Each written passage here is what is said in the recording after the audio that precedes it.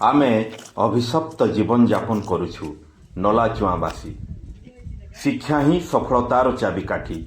ଯେଉଁ ଦେଶ ଯେତେ ଶିକ୍ଷିତ ତାହାର ସମୃଦ୍ଧି ସେତେ ଅଧିକ।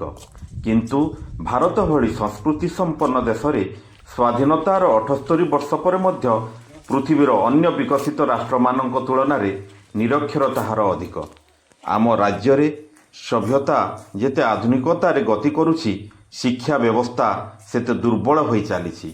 ପୂର୍ବେ ଶିକ୍ଷକମାନେ ମାତ୍ର କିଛି ପଇସାରେ ଚାକିରି କରି ସମାଜରେ ଦକ୍ଷ ଛାତ୍ରଛାତ୍ରୀ ନିର୍ମାଣ କରିପାରୁଥିଲେ।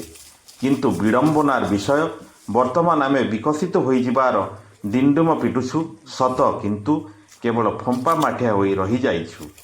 କର୍ତ୍ତବ୍ୟରତ ଶିକ୍ଷକମାନେ ଗୁରୁ ଶିଷ୍ୟର ପରମ୍ପରା ଭୁଲିଯାଇ ଅପସଂସ୍କାରୀ ହେବାକୁ ପଛାଉନାହାନ୍ତି। ସମାଜରେ ବିଦ୍ୟାଦାନ କରି ଦେଶର ଭବିଷ୍ୟତ ବଂଶଧରମାନଙ୍କୁ ବାହାର କରିବାର ଲକ୍ଷ୍ୟପଥକୁ ଏମାନେ ହୁଡ଼ି ଯାଉଛନ୍ତି। ଆମ ଦେଶରେ ଗୁରୁଙ୍କୁ ସର୍ବଶ୍ରେଷ୍ଠ ଅଗ୍ରସ୍ଥାନ ଦିଆଯାଏ। ଗୁରୁ ବ୍ରହ୍ମା ଗୁରୁ ବିଷ୍ଣୁ ଗୁରୁଦେବ ମହେଶ୍ୱର ଗୁରୁ ସାକ୍ଷାତ୍ ପରମ ବ୍ରହ୍ମ ତସ୍ମୈ ଶ୍ରୀ ଗୁରବେ ନମଃ। ଏପରି ସଂସ୍କାର ସଂସ୍କୃତି ଥାଇ ଆମେ ଶିକ୍ଷା କ୍ଷେତ୍ରରେ କାହିଁକି ତଳେ ପଡ଼ିଯାଉଛୁ? ବିଚାର ସାପେକ୍ଷ। କଳାହାଣ୍ଡି ଜିଲ୍ଲା ଜୟପାଟନା ବ୍ଲକ ଧନସୁଲି ପଞ୍ଚାୟତ ଅନ୍ତର୍ଗତ ନଲାଚୁଆଁ ଗ୍ରାମରେ ଜନ୍ମ ନେବା ଏକ ଅଭିଶପ୍ତ ଜୀବନ କହିଲେ ଅତ୍ୟୁକ୍ତି ହେବ ନାହିଁ। ସେଠାକାର ଜନଜୀବନ ଆଜି ବି ଆଦିମ ସଭ୍ୟତା ପରି ପ୍ରତ୍ୟୟ ହୁଏ। ଏହି ଗ୍ରାମରେ ରହିଛି ଏକ ପ୍ରାଥମିକ ବିଦ୍ୟାଳୟ। ବିଦ୍ୟାଳୟରେ 2 ଜଣ ଶିକ୍ଷକ ରହିଥିବା ବେଳେ ପଡ଼ି ଉଠି ବିଦ୍ୟାଳୟଟି ଚାଲିଥିବା ଲକ୍ଷ୍ୟ କରାଯାଏ।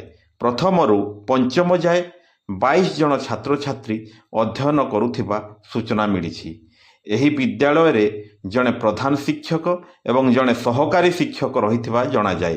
ଏହି ବିଦ୍ୟାଳୟକୁ ପ୍ରତିଦିନ ଶିକ୍ଷକ ଆସୁନଥିବା ଅଭିଯୋଗ କରି ଗ୍ରାମବାସୀ ଆମମାନଙ୍କୁ ଗୁହାରି କରିଥିଲେ। ଦୁହେଁ ପାଳିଆ ଓଳିଆ କରି ଜଣେ ଆସିଲେ ଜଣେ ଆସନ୍ତିନି ବୋଲି ସେମାନେ ଦୁଃଖର ସହିତ କହିଥିଲେ। ସବୁଠାରୁ ଗୁରୁତ୍ୱପୂର୍ଣ୍ଣ କଥା ହେଲା, ଯେଉଁଦିନ ପ୍ରଧାନ ଶିକ୍ଷକ ଆସନ୍ତି ନାହିଁ ସେହିଦିନ ମଧ୍ୟାହ୍ନ ଭୋଜନ ଦିଆଯାଏ ନାହିଁ। ଆଜି ପର୍ଯ୍ୟନ୍ତ ଛାତ୍ରଛାତ୍ରୀମାନଙ୍କୁ ସ୍କୁଲ ପୋଷାକ ଦିଆଯାଇ ନାହିଁ। ଚିରା ଫଟା ଡ୍ରେସ୍ ପିନ୍ଧି ଆସୁଥିବା ଦୃଷ୍ଟିଗୋଚର ହୁଏ।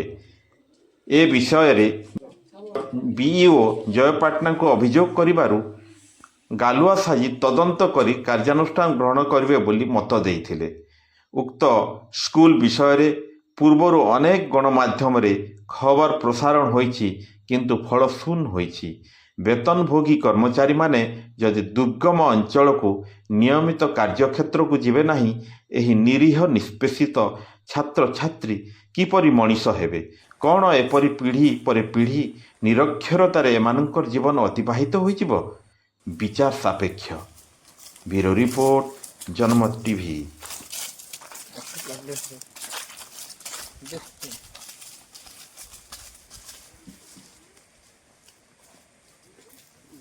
ଦେଖୁଛୁ ପିଲା ପଢୁଛ ଛୁଆ ପଢୁଛ ଏମଡିଏମ ଦେଇଥାଉ।